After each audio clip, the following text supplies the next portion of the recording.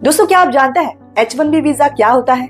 ये एक टाइप का वर्क वीजा है जो यूएस में फॉरेन प्रोफेशनल्स को काम करने के लिए अलाउ किया जाता है। ये स्पेशली उन फील्ड्स के लिए होते हैं जिसमें स्पेशलाइजेशन की जरूरत होती है, जैसे कि आईटी, इंजीनियरिंग, फिनांस, मेडिकल और अदर टेक्निकल फील्ड्स में। ये वीजा अमेरिका के कंपनीज को उन स्किल फॉरेन वर्कर्स को हायर करने के लिए दिया जाता है जो क्वालिफिकेशन और स्किल यूएस में अवेलेबल नहीं होता। H1B वीजा यूजुअली 3 साल के लिए दिया जाता है, फिर उसके बाद 6 साल के लिए एक्सटेंड किया जा सकता है। अब होता है ये कि इस वीजा के लिए जो यूएस की कंपनी होती है वो एज ए स्पॉन्सर एप्लीकेंट के लिए एक पिटीशन फाइल करती है। तो जरूरी है कि जो एप्लीकेंट है उसे स्पेशल क्वालिफिकेशन होना चाहिए, फिर रिलेवेंट फील्ड में एक्सपीरियंस या फिर एजुकेशन होना चाहिए, क्योंकि ये जो वीजा होता है ये स्पेशलिटी ऑक्यूपेशन के लिए खास तौर पर बनाया गया है।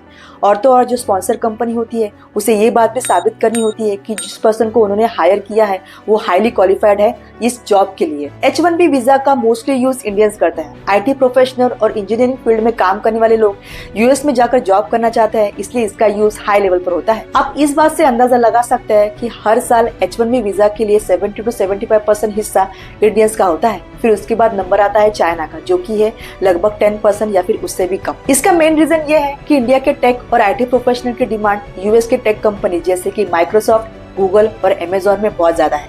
और एक बात इस लिस्ट में जोड़ लीजिए कि इंडियंस की इंग्लिश के ऊपर कमांड बहुत ज्यादा अच्छी है और टेक्निकल एजुकेशन में ये as a leader role play करना भी एक कारण बनता है। अब आता है यहाँ पे एक ट्विस्ट कि जब भी 2017 में डोनाल्ड ट्रंप यूएस के प्रेसिडेंट बने थे, तभी उसका सीधा सीधा असर वीजा होल्डर और एप्लीकेंट के ऊपर पड़ा था, क्योंकि उन्होंने अमेरिका फर्स्ट इस पॉलिसी के ऊपर ज्यादा फोकस किया था। इसमें वीजा के रिक्वायरमेंट को और भी टाइट कर दिया था।